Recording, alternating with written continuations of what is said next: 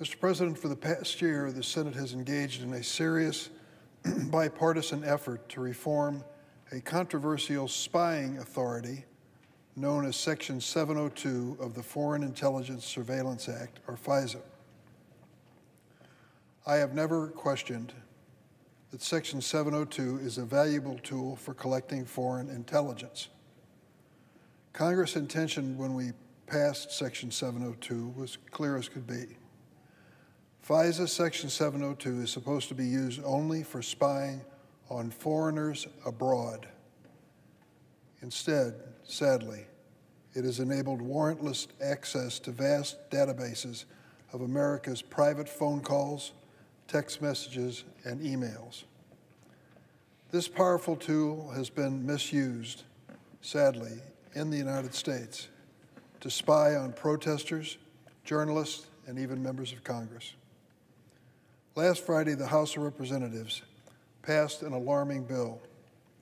It is misleadingly called the Reform, Intelligence, and Securing America Act.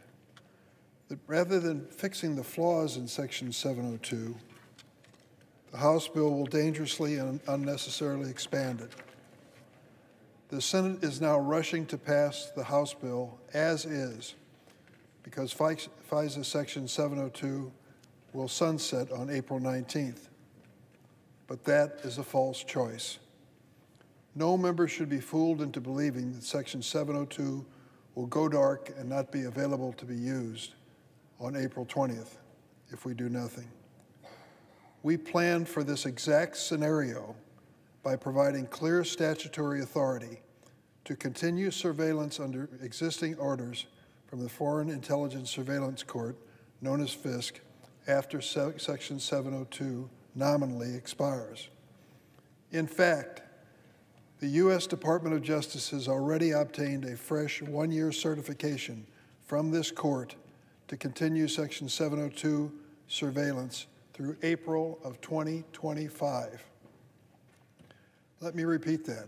Existing Section 702 surveillance can continue through April 2025, even if it nominally expires on Friday. There is no need for the Senate to swallow whole a House bill that expands rather than reforms Section 702. The House bill contains several alarming and unnecessary expansions of the government's authority for spying. The bill could allow the government to force ordinary U.S. businesses with access to communications equipment, like a Wi-Fi router, to give the National Security Agency access to their equipment. This would greatly expand the number and types of companies forced to assist the NSA with spying and increase warrantless collection of America's communications. Another provision in the House bill would authorize the use of Section 702 data by immigration authorities.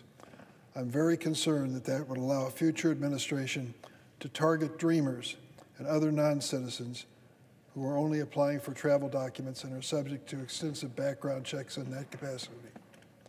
Rather than expanding Section 702, Congress should reform this authority to protect Americans' privacy. Unfortunately, the purported reforms will have little or no impact. For example, the bill would prohibit what's known as evidence of a crime-only queries. This would have prevented the FBI from accessing Americans' communications in only 2 cases out of more than 200,000 searches on U.S. persons in 2022. Other changes merely codify existing internal approval requirements. But with these limits in place, the FBI still conducted an average of more than 500 warrantless searches of Americans every day in 2022. Mr. President, I'll try to make this as basic as I can. After 9/11, we were seriously concerned about the security of the United States, as we should have been. We established authorities of this government to keep us safe. But we had a problem that we had to reckon with. And the problem was this. Despite the great threat we faced, we also had a great responsibility to this publication, the Constitution of the United States. And so we created Section 702 and said we will use it to have queries and surveillance of foreigners in foreign lands, but not Americans. Why did we draw that distinction? Because the Constitution makes it clear. Before the government can listen to my phone call, read my text or email, in this country, since I'm a U.S. citizen, they have to have a warrant which gives them approval for that search, and they have to go to court to get the warrant for that purpose. We made the exception for foreigners in foreign countries, but we said we were trying to protect Americans from this kind of surveillance without complying with the Constitution.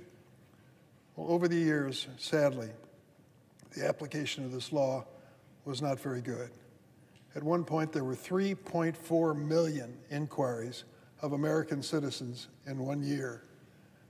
The agencies of our government said, well, we're going to do better. We won't be invading the privacy of individual American citizens. We'll do better. And they did better. But there's still an outrageous and unacceptable level of the misuse of the FISA authority to have surveillance into the privacy of individual American citizens. And that's why I rise today. After the long history of the abuses of this authority, spying on Americans without the constitutional warrant as required, Congress should not rely on internal executive branch procedures as a substitute for court approval. If the government wants to spy on my private communications or the private communications of any American, they should be required to get approval from a judge, just as our founding fathers intended in writing the Constitution. A bipartisan amendment in the House would have required the government to obtain a warrant before searching Section 702 databases for the communications of American citizens. But this critical reform narrowly failed on a tie vote, 212 to 212. I want to offer a narrower amendment that would only require the government to obtain a warrant in a small fraction of situations where it actually wants to read or listen to private communications of American citizens. The vast majority of warrantless FBI searches on U.S. persons do not return any results. Less than 1.6%. Less than 1.6% return any measurable results. Based on recent FBI statistics, that would amount to just 80 times a month that the FBI or other agencies that are engaged in this 702 surveillance would have to ask for a court order to protect inquiries and investigations into private communications of American citizens. I have sat through numerous classified briefings on Section 702 and listened carefully to the government's concerns about having to obtain this court approval in order to review the contents of American communications.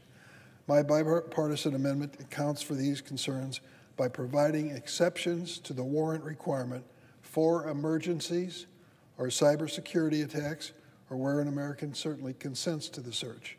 This will ensure that there won't be any delays that jeopardize national security.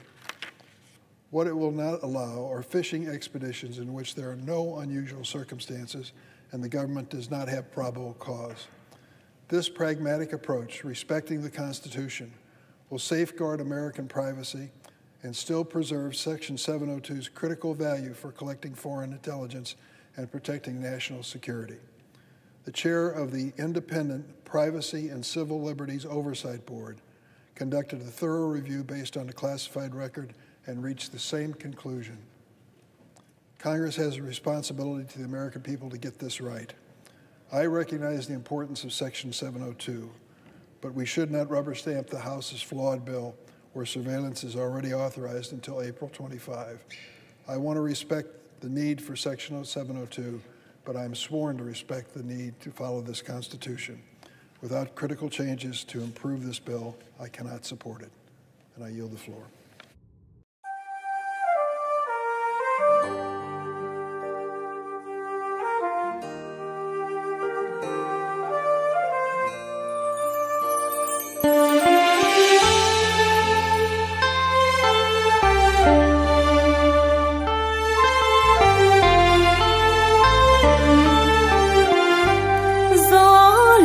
Lạnh buồn ơi,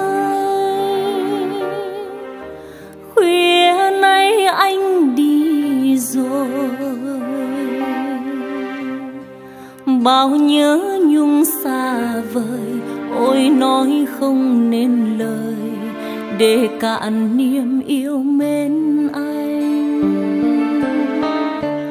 Phút gần gũi này thôi, khuya nay anh đi rồi, tay nắm tay không rời, mắt ngắm xa chân trời mà lòng nghe nhớ thương hoài. Anh ơi chớ quên ngày mai đã có em chờ anh, chung xây đẹp ý đời. Tương lai e ấp trên môi, yêu nhau ta thầm nói, nụ cười trao duyên mới ước vọng để mà vui. Khuya nay anh đi rồi, đem chí trai xây đời, đem mến thương cho người người đợi chờ anh ơi.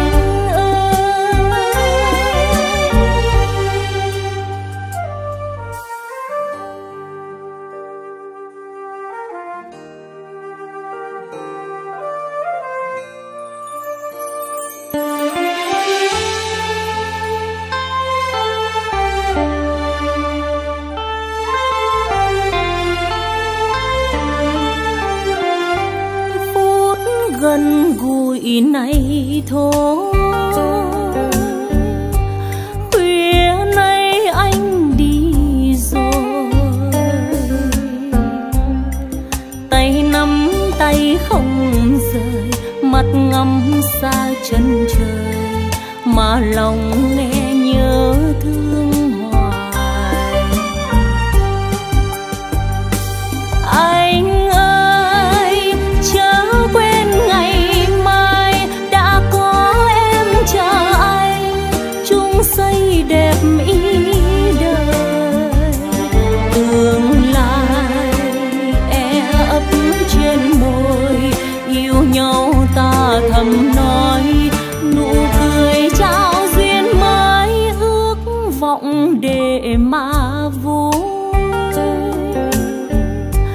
Khuya nay anh đi rồi,